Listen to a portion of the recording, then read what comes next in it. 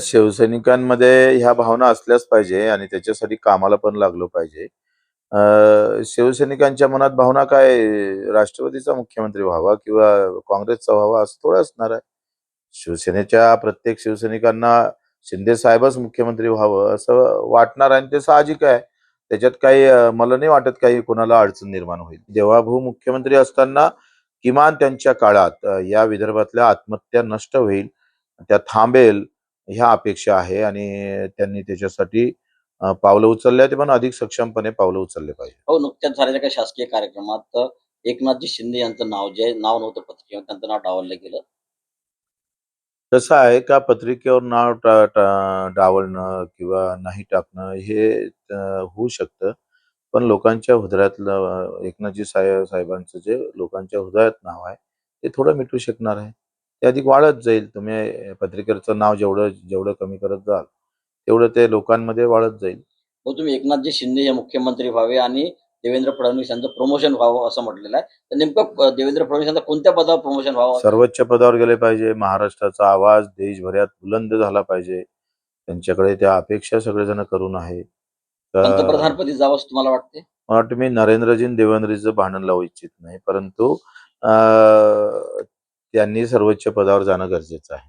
असं आहे की आज तर मॅन्डेट महायुतीला जे मिळालं आहे 51.78% मतं घेऊन भारतीय जनता पार्टी, शिवसेना आणि राष्ट्रवादी एकत्र आहोत. आणि आता तर 217 आमदारांची आतापर्यंतची सर्वात मजबूत सरकार आहे. त्यामुळं देवेंद्र फडणवीसजींनी दिल्लीत जावं हे निर्णय करण्याचे अधिकार काही कुणाला नाही आहे. शेवटी देवेंद्रजीच महाराष्ट्राचं एक कर्तृत्ववान आणि या राज्याला विकसित महाराष्ट्राचा संकल्प करून आपलं राज्य हे देशातलं अव्वल राज्य करण्याचा निर्णय देवेंद्रजींनी घेतला. देवेंद्रजीसारखा अष्टपैलू कर्तृत्वाचा धनी नेता महाराष्ट्रामध्ये आहे. त्यामुळं आज तरी मला असं वाटतं की असा कुठलाही निर्णय कोणी करण्याचा विचार करू नये. मला तर वाटतं की देवेंद्रजीच्या नेतृत्वामध्ये एकनाथजी आम्ही सर्व लोक चांगल्या पद्धतीने काम करतो आहे. असे गावागावामध्ये खडे फोडून मुख्यमंत्री पदावर बोलून त्यांनी कुणी या ठिकाणी अशी आपल्या भूमिका व्यक्त करू नये. आणि शेवटी प्रत्येकाला वाटतं आपल्या पक्षाचा नेता मुख्यमंत्री झाला पाहिजे. त्यामुळं त्यांना तशी बोलायची सवय आहे.